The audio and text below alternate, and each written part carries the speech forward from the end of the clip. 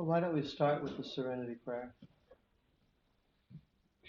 God, grant me the serenity to accept the things I cannot change, the courage to change the things, and the wisdom to know the difference. to know the difference. I'm Tom. I'm an alcoholic in great need of Al-Anon.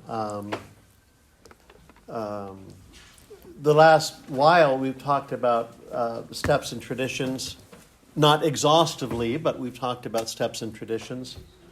I think at the end of a conference like this, if you're interested in learning more about any of them, it's successful. If you say, I never want to hear about them again, it's not that successful. I know when I was in school, leaving classes, even on very heavy subjects, if you're willing to learn more, it's a good sign. If you say, I never want to touch the subject again, it's a bad sign. So we're going to, steps may come in a little bit this morning and some more on traditions and concepts. And the concepts have developed over time. It's kind of a bigger idea of what we're doing, a bigger idea of how we live in the world, a bigger idea of how we're organized. I like the literature. I like the literature of the programs. And new pamphlets come out, and new things are written. Last night, I think we were talking about group conscience and issues that come up for group conscience. One of those that has been coming and going for 10 or 20 years is changing the language of the Big Book to more contemporary language. Now, it comes up again and again, and it's voted on and talked about, and it's up again. And there's conversation about having a 5th edition of the book coming out. And so a lot of people discuss this, and one of the good things, it's also infuriating, is the ongoing discussions and exchange of views and points of view. And they'll say, in the text, as we're looking at traditions and concepts, we don't want our fellowships to be run by the tyranny of the majority, which happens politically, like you have 51% and the other side has 49%, so you do everything you can to destroy them with your 51%. Not that happens. But we don't want that. So there's majority and there's minority, and we want to respect minority points of view, and sometimes minority points of view have it right. So there's many things to be concerned with here, and we discuss stuff, and they'll ask in group level, the local level, and then it goes up to another discussion, and things take time. In Al-Anon, for a period of years, they discussed whether there should be a pamphlet for men. Al-Anon is for men. And I think it was 10 years of discussion because they want everybody until they finally said, yeah. Then they said, should we have a pamphlet for lesbian, gay, numbers. That was much more intensely fought for 100 reasons. And I think there is one. So a pamphlet for parents and grandparents. So things aren't done quickly when you're dealing with the common welfare and when you're dealing with the democratic spirit. And I think fundamentally and temperamentally and ideologically, I'm democratic. I like the process, even though it's an inconvenient process. And the literature. So literature comes out. It's okay to have your favorite literature, and it's okay to not like something. I find some literature very boring. The committee worked on it a little too long, if you know what I mean. And it's now just bland. It's just bland. Any bit of excitement or interest was sucked out so they could have this generic cottage cheese presented to the group. This I found riveting in as it describes some of us, and you know who you are. This is from the textbook How Al-Anon Works, which is my favorite piece of Al-Anon literature. And this is on page 7, describing our behavior. Most of us have argued, pleaded, bargained, threatened, walked out, come back, given ultimatums, failed to carry them out, or carried them out and felt guilty. We've tried to reason with the drinkers. We've scheduled their free time. We've monitored their behavior. We've complained, we've prayed.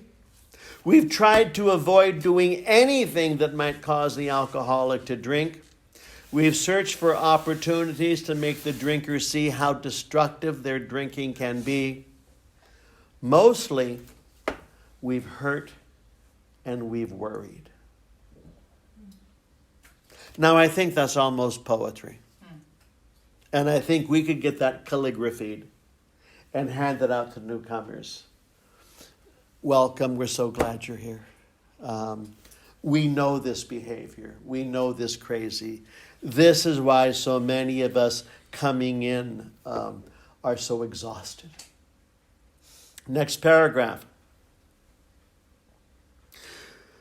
We don't have the option of trying to change the alcoholic, so we've changed our circumstances, our jobs, our clothes, our friendships, our locations, our religions, practically everything about ourselves, but nothing seems to have a lasting impact on our suffering. We too turn to Al-Anon in hope of finding some kind of relief. And it's not always fast relief. William James, in his Varieties of Religious Experience, will talk about spiritual experience. I think we could say spiritual or religious awakening. And sometimes it's really quick and sudden, and sometimes it's really slow. There's a 20th century Jesuit scientist, priest, thinker, got into trouble with the Vatican, so you know he's worth reading. He was talking to a younger person who was, I think, trapped in school. You can get trapped in school. Graduate studies, you know, you're in law school, you're in medical school. There's no air, you know, will this ever end? And in a letter to this young person, he said, above all, trust the slow work of God. Which I frequently chew on and meditate. The slow work. Think of glaciers, you know. Things take time. Real things take time. And that's true for our recovery. Some things can improve right away, and other things take a long time. The line in the AA book, big book, that is well worth reflecting on is, do not get discouraged. You know, I should be so much better by now. I should be so much better by now. And some of us should be so much better by now.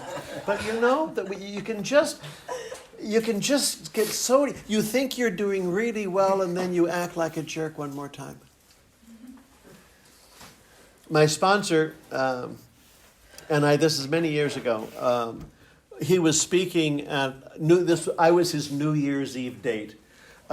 He was speaking at the Salvation Army in downtown Los Angeles, which deals with a lot of Skid Row folks, mostly men, Salvation Army, and they preached religion, but they also had AA meetings. And anyway, Terry was going to be the New Year's Eve speaker at the Salvation Army, which is hilarious.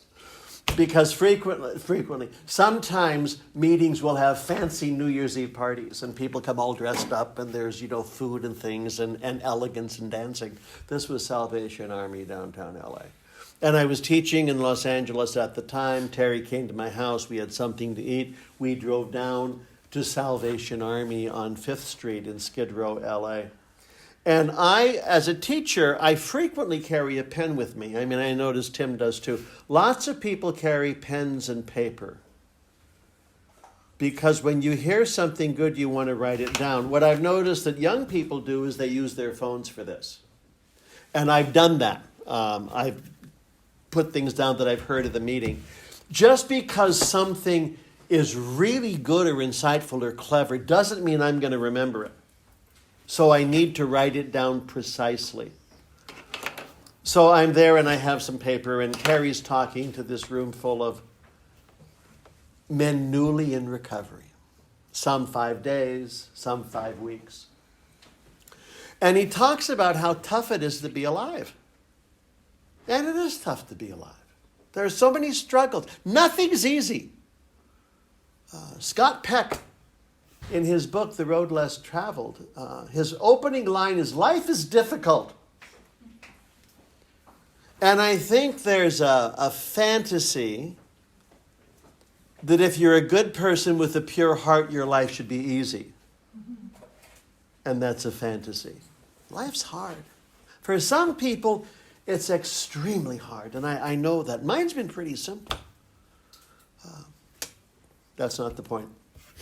So Terry's talking about life and stuff, and as he's talking to this room full of men, and some of them are leaning over like this, and some are like this, and some are listening very carefully, he says, we live in a world that operates with 5 rules. There's 5 rules of the world, and they're killers. Rule number 1, you cannot have anything wrong with you. I mean, you can't be weird or strange or too slow or you have to conform, you have to look good, you have to fit in. This is really true with kids. When I was dating with high school kids, if you stood out, life was more difficult. You want to be part of a group, you want to have... You can't have anything wrong with you. Rule 2, if you do have something wrong with you, get over it fast. And this is where we think we're so open-minded. You're having a really bad time, take the afternoon off, come back tomorrow, get back to work. Your mom died. Well, that was a month ago. We expect you to be up to snuff, which might be a Swedish term. High grade tobacco. You get over it fast, We like quick diseases, and we have quick relationships, and we prefer quick wars. When things linger, it discourages us. Rule 3, if you won't get over it fast, pretend you did. Which is where some of us become experts. You're just dying inside, but you have to look good. You're thinking of hanging yourself a little later on the evening, but you have the coffee commitment at your local group. So you can't leave early to buy rope. You have to fulfill your commitment, and then with the story. It's very... But the pretense, I'm just fine. Whenever I feel afraid, I hold my head erect and whistle a happy tune so no one will suspect I'm terrified. Pretend. Rule 4, if you won't pretend, drop out. Get out of here. We're not going to put up with you. If you're not going to happily live with our hypocrisy, we have no time for you. And rule 5, if you won't drop out, at least have the decency to look ashamed when you're around the rest of us. So you'd come to a group like this and say, hello, my name is Tom, and I'm so ashamed. So many things are wrong with me. My fifth step wasn't long enough, and I don't pray long enough, and I don't go to enough meetings, and my diet is crap. If I just stand in the back and don't make noise, can I stay? And then Terry said to this group of brand new people in Skid Row, Los Angeles, New Year's Eve, 1979, 1980, he said, if you're going to come into recovery, you have to break those rules. Like the first rule that says you can't have anything wrong with you, Terry said, listen, if you don't have something seriously wrong with you, we're not interested. Go bore someone else with your wholesome little life. But if you're a crazy person, oh, come on in. We're so glad you're here. I just got out of prison. We're looking for a treasurer. We're glad you're here.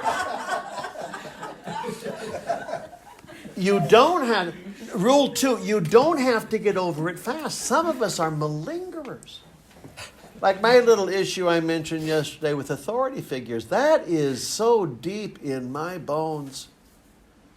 I have chronic difficulties with some areas of my life. Rule 3, you don't have to pretend. We know you're a little bizarre. We know you're stranger than you'd like others to know. Because we are too. We're glad you're here. Rule 4, you don't have to drop out. And rule 5, you don't have to be ashamed. We're glad you're here. So you start saying things like, I'm an alcoholic, I'm a drug addict, I'm a compulsive overeater, I'm a gambler, I'm a sex addict, I'm all those things that are there. And what we say in response to you is, hi, we're glad you're here. My sponsor believed that the first experience many of us have of the higher power is the welcome we get at our first meetings. Because we're so glad to see you. No one else is.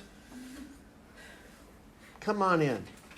The warmth, the genuine, we're so glad you're here. And then he went on to say, and this is on years later on reflection, one of the signs that he was starting to wake up spiritually. How do you know you're spiritually healthy or alive? How do you know you're connected with the higher power? How do you know you're doing this right, which for some of us is very important because there's rules. He said upon reflection years later, the first sign he had that he was getting well, he was at a meeting and a newcomer talked and said, I have 30 days today. And the newcomer was really happy. And Terry felt joy and love for him. When you start feeling joy with someone else's recovery, it's a real good sign you're getting well. There's a British sister named Sister Wendy. She's done lots of BBC things, and she goes into museums and helps people look at paintings. She's a very interesting person. When I'm sick of everything, I can listen to her without yelling at the TV. And she helps people look at Picasso and Matisse and Cézanne. She's lovely. And they asked her, Sister Wendy, you've been a sister all these years, how do you know you're growing spiritually? Which if you're really self-obsessed, that's all you think about. Am I better than them? Am I better than this? And Sister Wendy said, the question is, are you any easier to live with? If you're easier to live with, something's going on that's good. If you're still a pain in the butt, you're not done yet. Work on this. Almost done. There's a Canadian murder mystery writer. I like murder mysteries. I even count those for spiritual reading, probably, which is a sign of deep perversion, you know. I love Vera, if you know Vera, BBC. I think she's a brilliant detective. I can watch her over and over and over again. She's a woman of a certain age who's a brilliant cop, and she dresses just like I do, not very well. Only she wears a funny hat, and I'm not doing that right now. And she drinks a little. So everything about her is appealing to me. I like Vera. But this one, her name is Anne Perry. And she's written a whole bunch of books about a little town in French Canada, near the Vermont border. And you develop things. And like Agatha Christie would write about Miss Marple, whom I also like very much. And Miss Marple lived in St. Mary Mead. Have you been to St. Mary Mead? And it's the most murderous village in the UK because there's a murder every year, you know, some horrifying thing. And Perry has these, so the village. And there's a cop. I think Anne Perry is our modern Agatha Christie. It's not important. Her main character is a cop named Armand Gamache, who's a good cop. Struggles, has difficulties, has trouble with his kids, has life. But he has a way of reaching out to young cops who've been damaged. They've gotten beaten up, they've gotten overstretched, they've gotten betrayed, and they're birds with broken wings and more. And he'll bring the young cop in and mentor, foster, sponsor, and try to get them back on their feet as people. And he says to the young cops, there are 4 sentences that you can use if you want to grow into wisdom.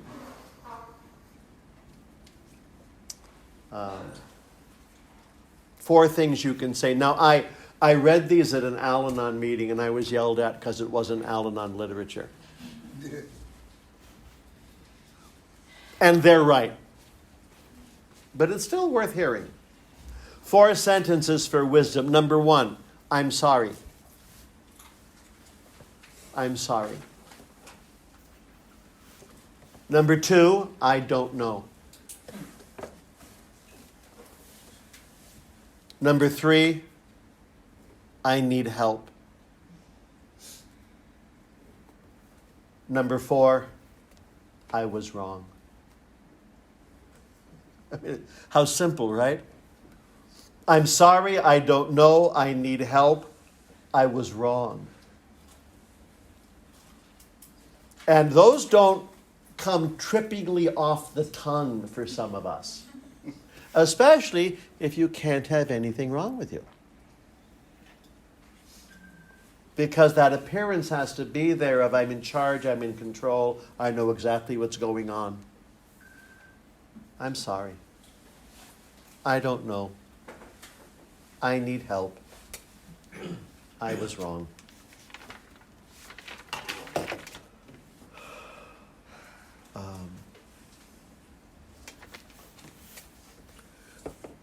We wake up in recovery.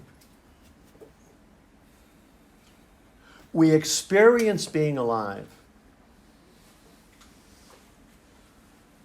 We get out of our isolation.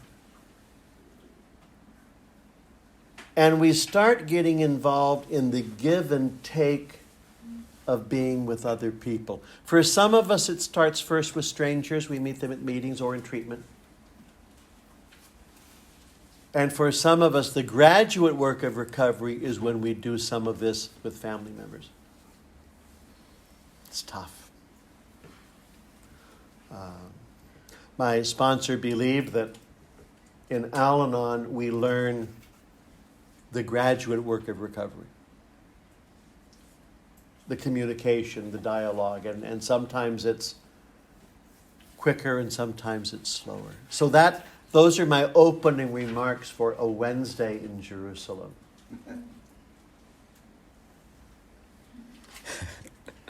I've never been to St Mary Mead, but I did go to Hogwarts, and just to save you figuring it out, it was Slytherin. I was in Slytherin. There we go. I knew that. Everyone is.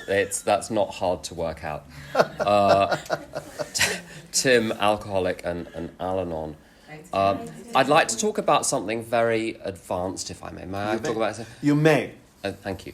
The very advanced thing that I'd like to talk about is how to wake up in the morning. I have difficulties with waking up in the morning and getting into the day without falling down a rabbit hole with no end to it. Sometimes I go to sleep and I'm absolutely fine, and I wake up in the morning and I'm absolutely fine, and I'm like Snow White coming out of the cave or whatever, and all the little woodland creatures come out of the cave. Is it Snow White? Is that the Disney film? I've got this image of all the little creatures coming out and after a storm or something, and sometimes in the morning it's like that, not often. But sometimes it's like that.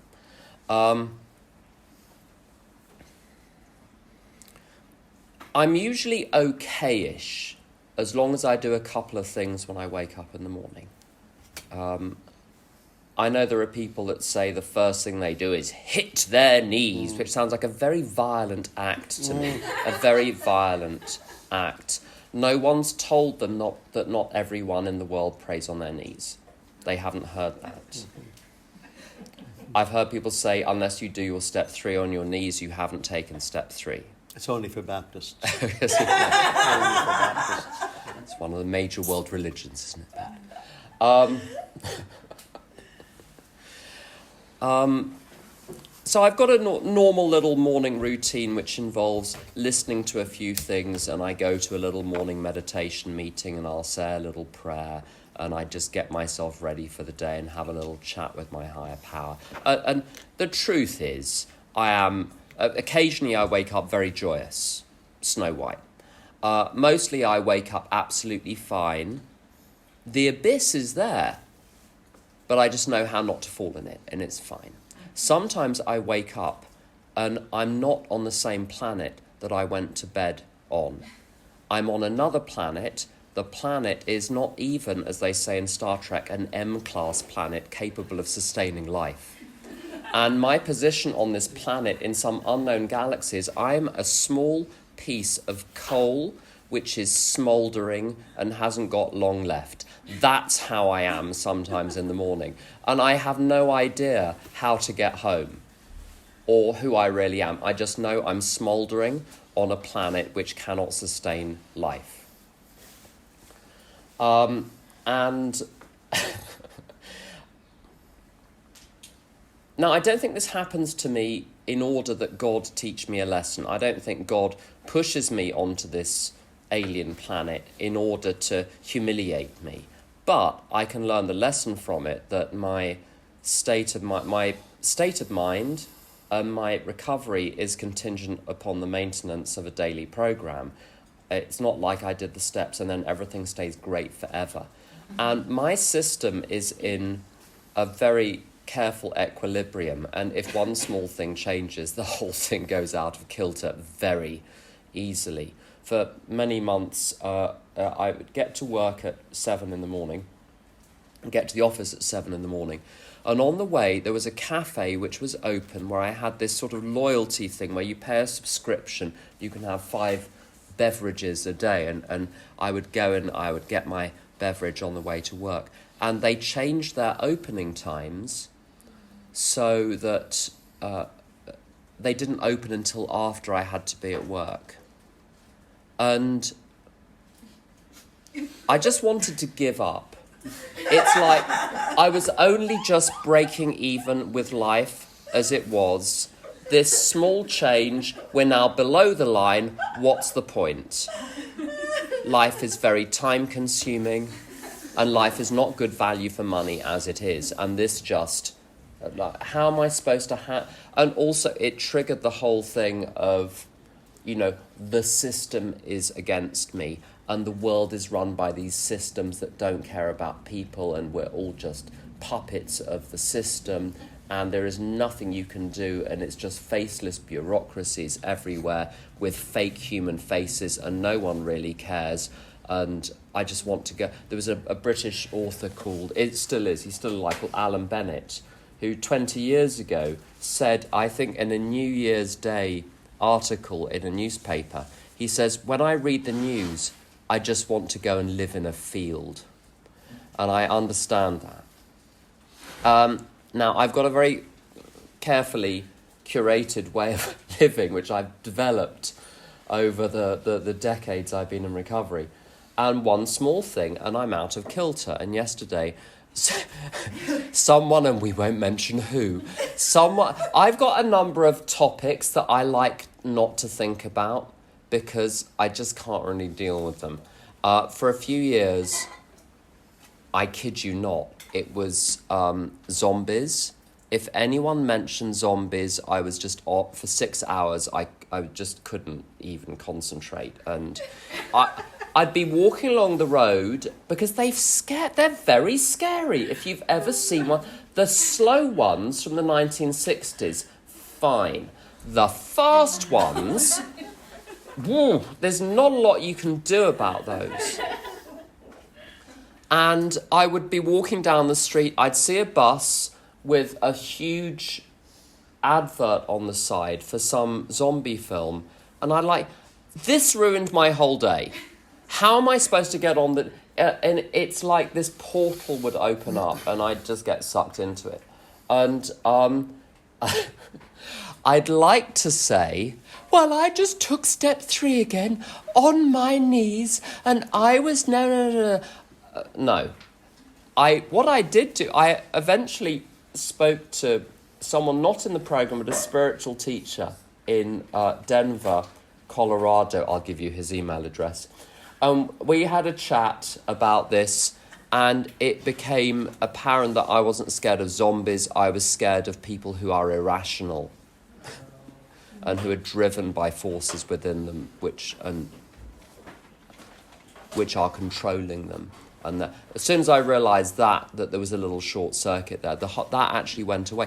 But I've got a number of things, a number of topics where if you mention it, I'm not good at dealing with it. It sends me off on one, and it can take me a while to get back.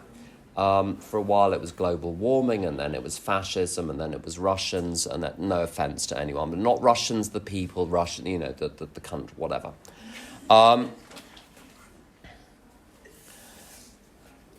And yesterday, someone just casually in passing mentioned one of the banned topics. My friends know about my banned topics. I'd just like to say, this is after 30 years of work in the programme, okay? So, can you imagine what I was like 30 years ago? It was... Actually, maybe not. Maybe don't imagine it.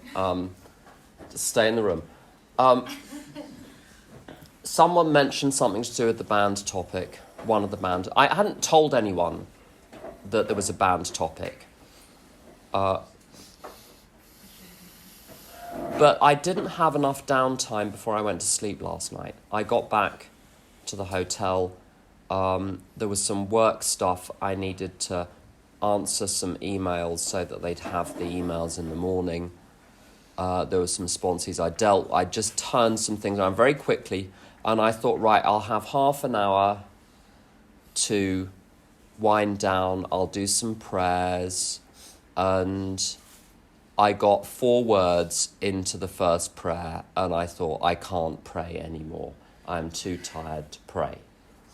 And I have to say, if for 50 nights in a row, I think, I'm going to pray for half an hour before I go to sleep. On one night out of 50, I succeed. On the other nights, I'm 1 paragraph in, I'm 2 words in, and I'm gone. So I didn't have any downtime. And then all night, I woke up about 8 times, which is 2 times more than usual. So I knew there was something up. And this single idea was filling this banned topic about the future. I'm much more ambitious with my fears and resentments than I used to be. I used to worry about small things like my life. Now I worry about the fate of the human race. I've had problems with the fact that the sun is going to burn out.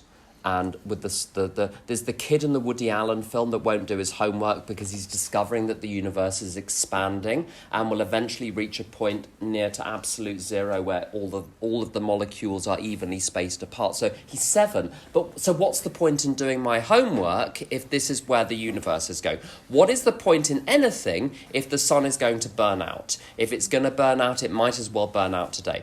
So I had this sort of lucid dreaming for most of the night about all of the various ways in which doom was on its way and it was going to get me and there was no point in anything. Okay. It's rather like... there's another Woody Allen short story where it's about a cupboard, and it's a magic cupboard, and if you go into the cupboard with a book, you end up living inside the story that the book is about. So this little old Jewish man in New York goes in every day into the cupboard with a copy of Flaubert's Madame Bovary, and he starts to interact with all of the characters in Madame Bovary, and all of these literature professors across America start saying, it's so strange that you can tell Flaubert is such a great writer because you think you know the novel, you think you know Flaubert, but then suddenly, I've never noticed this character, this little old Jewish man from New York in Madame Bovary before, but there he is. And anyway, the building burns down, and someone, to save themselves, they go into the cupboard to save themselves from the fire, hoping the fire brigade will get there in time. The only book in the cupboard is a textbook of remedial Spanish. And the place burns down. He gets trapped for eternity in this wasteland, being chased by the irregular verb tener. That's how I felt when I woke up this morning. Okay. So what do you do? Now, I know all of you are serene and placid and vegan and everything is fine and you're doing your bit for the planet and you never have a bad day. But I know some of you have sponsees who have bad days, so maybe this information will be useful to you. So what did I do? Now, if I were a good AA, what would I do? I do prayer and meditation. I would meditate and commune with God. No. If I'm in that state and I try think. Let's try to think rationally about this. No, I cannot think rationally in that situation. First things first. Sometimes there's this pride thing where people say, before I even have my first cup of coffee, I connect with my higher power. Maybe when I'm 40 years sober, I will get to that. I'm only 30. It's early days. No. Okay, Tom is shaking his head for that. People on the tape. I get my cup of coffee first, so I went down with my special big mug because I need a lot of coffee. The hotel mugs are too small, so I've learnt to take a very big mug with me wherever I go. I went and filled it with like 8 espressos. I should be better than now, but I'm not. They were weak, but nonetheless. So I filled it with espressos. I went back to my room. I had some work to do. I wanted to just get the work out of the way before I came here today. I did say one small prayer, and it wasn't even with words. As soon as I start trying to use words in prayers, I get lost, and I get all these and thous about it, and I can say formal set prayer, like I've got lots of prayers memorized, and that's really helpful in all sorts of different ways. But if I need like the hotline to God, I use an image, and the image was, I'm very stupid. I know nothing. I've tied myself up in knots. I don't know how I've done it. I can't get out of this. I am hopeless. There is nothing I can do. Over to you. I'm going to get on with some work. And there was some Polish CT scan report that I needed to do something with, so I dealt with that. And it took about an hour. And as I was doing that, little thoughts started coming to me. I didn't think it through. I pushed the prayer up to the higher power and then got on with something else. And the little thought that came to me was, look out the window, the sun is shining. The thought came to me, how many other times have you thought, Tim, that the world is ending? And it didn't. And then another thought came, something that Tom said yesterday, about how many times have civilizations ended and then restarted, and some of the people get out and some of the people don't, but it reforms. Something takes its place, and maybe one day it won't, but the thing which happened was of value even though it wasn't forever. So I've read a lot of history, I've read a lot of other things. I know a lot about Eastern Europe for lots of different reasons. I know a lot about different cultures there have been in Eastern Europe which are no longer there in Eastern Europe today, or barely there. I'm familiar with the idea of civilizations ending, cultures transplanting and changing. Why should the one I'm in? I would be all right even if everything ends. Now, I can't come up with those thoughts logically and rationally. I have to let go completely and wait. I have to let go completely and wait. I was on the phone to someone on the way here, and she was very helpful. She tried to say some... No, she didn't try. She said some very helpful things about the banned topic, which were right and true and good and represent a restoration to sanity. But when I'm crazy, my craziness and my sanity are not on the same spectrum. I can't combat my irrationality with reason. It's not like acids and bases, where you put the two together and you neutralise and you end up with a pH of 7. They're not in the same place, which is why if one of my sponsees is having a crazy day, the most hopeless thing I can do is say, well, let's learn to look at this rationally, because the two are not on the same spectrum. They're completely different zones. So reason is not my response to lack of reason. Surrender is my response to lack of reason. So there's a little white flag here, which I'm going to wave. There we go.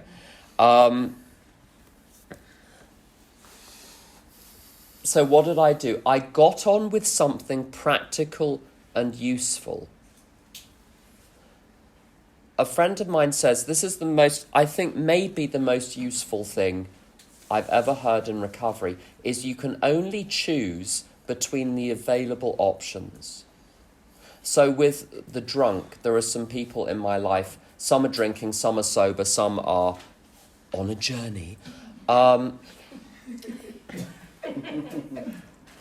with the ones who are on a journey with their addictions or whatever, you see, I want one of the options to be for everything to be nice, for them to get well, and for us to be well together.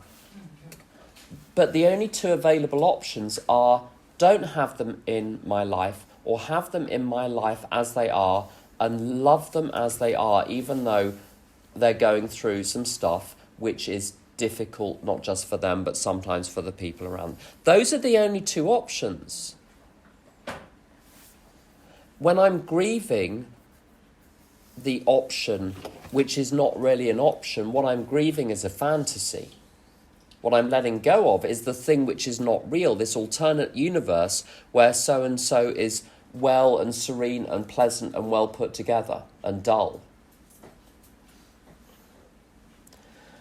So I can only choose between the available options. And my two available options this morning were to try to fix myself using spiritual means, or to get on with something useful. And I got on with something useful. And I first prayed to God, and by 9 o'clock I was all right, and then I was in a meeting for 20 minutes, and I did a walk, and it's fine now. And the funny thing about the spaces that I end up in, I've got a very checkered history with professionals. Some people have found lots of outside help not just beneficial, but vital to even get them through the doors of recovery or to keep them in recovery. I heard someone say to a sponsee, go and have some therapy, and everything you learn, you bring it back here and we will work the steps on it. I thought that was a very good answer, a very good way of addressing the situation. I don't know what it is about me, but I have not responded well to outside forms of help. I would go into, and it's not because there was anything wrong with the nature of the help or the particular practitioners, it's the particular way that I'm broken is not very amenable to any of the outside approaches that I used. I would go in with one problem like, I'm really anxious today. And I would come out of the session with a very clear understanding of how my anxiety today related to 4 major events of my childhood and my parents' behaviour and my brother's death and blah, blah, blah. And that now I had to go through the day, not just dragging a piece of tissue stuck to my shoe, but dragging chains behind me with safes and huge twisted metal objects like Jacob Marley in A Christmas Carol, just for eternity dragging around these chains which he's built link by link through his life. And I couldn't get through the day. I found it harder to get through the day after a session with a very high quality professional. And then I would go to Maureen and say, so because people would queue up and tell me what type of external help to get when I was new. And their advice would have been right for someone else, but it wasn't right for me at that time. I remember someone saying, unless you do transactional analysis, you're not going to get well. Unless you do family of origin work, you're not going to get well. And I went to Maureen and I told her this, and she said, block your ears, I'm about to say a bad word. She said, horse shit. You can remove the hands from the ears now. She said, do the steps first. Just go to your home group this evening and share. And that was possible for me. And I've over-intellectualized the program and overcomplicated it in so many ways. And the short way out of any situation I find myself in, they talk about the path being narrow, the path getting narrower. And sometimes people argue with that. Well, it doesn't say that in the book. It talks about a broad highway. And you can argue with anything if you try. You can agree with almost anything if you try. But and I understand the broad highway thing. I understand the narrow pathway. The narrow pathway thing is I can get away far less with mental aberrations, with wandering in dark mental places. I'm much more allergic to those today than I used to be. I used to be able to indulge. I used to be able to watch a lot of politics and get away with it. I can't do that anymore. Does that mean I'm better? Does that mean I'm worse? I don't know, but it's how things are. It's how things are today. And the quick way back is to surrender and say to God, I know nothing, you know everything, show me the next right thing to do. And the funny thing is that the qualitative difference between how I felt with some of these outside practitioners and how I feel with the program. As I say, this is not advice to anyone. Not if you need outside help, do whatever helps and whatever you need to do. This is just my story. I can't help what my story is. I'm so embarrassed that this is the case. But I remember a particular therapy session where the problems seemed more solid and real and tangible and present and physical than they had been at the beginning of the session. And now, how I feel now at whatever it is, 11:25, compared to how I felt at 7 in the morning, it's like what was going on in my spirit at 7 in the morning was like a tornado. And it's a very interesting image that the book uses, the tornado. The tornado is air, but moving very, very quickly. But it has no substance. It's very destructive, but it has no substance in itself. And I look back at the state of mind I was in and my fretting about the banned topic at 7 a.m., and it was nothing. At the time, it was very destructive, but it was nothing. There's no reality to it. But you couldn't have told me that. I had to be removed from it, and then looking back, I can see that there was no reality in it. It's like when you're watching a film and you're totally sucked into the drama of the film, and you leave the movie theatre and you think, it's just a film. And it physically affects you when you're in it. But when you're out, it was just a film. And the real reality is okay. But I can't get myself there. I have to be taken there. There we go. I really like listening to Tim because we have very many similarities. Different also, but the when I wake up crazy, full of fear or anxiety or self-loathing, I get up, I go outside, I do yard work.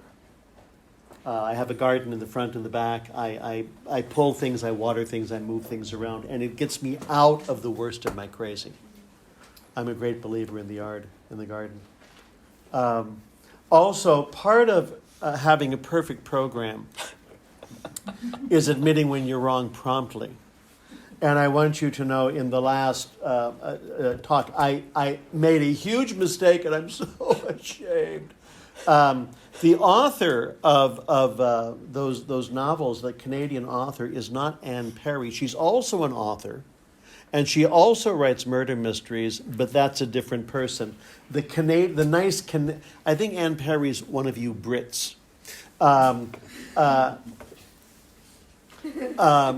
The nice Canadian lady who's the murder mystery writer is Louise Penny, is her name. Louise Penny. So this is promptly getting well. She's also very friendly to recovery. And in one of the novels, of course, in the village there's a body. I mean, that happens regularly. And they find under the body a 24-hour chip. And no one knows what that is. They have to go into an AA meeting and track down AA and figure out what's going on. And this is not to discourage you, but the person who was murdered was on the way to making an amends. So now that doesn't mean you should not make amends, okay? But that so I found it to be a delicious story, but it's Louise Penny, not Anne Perry. And she's written 10 or 12 novels. She's not as prolific as Agatha Christie, but she's prolific. And I find them quite lovely. Let's take a break for about 15 minutes and then come back and do the next thing. Okay?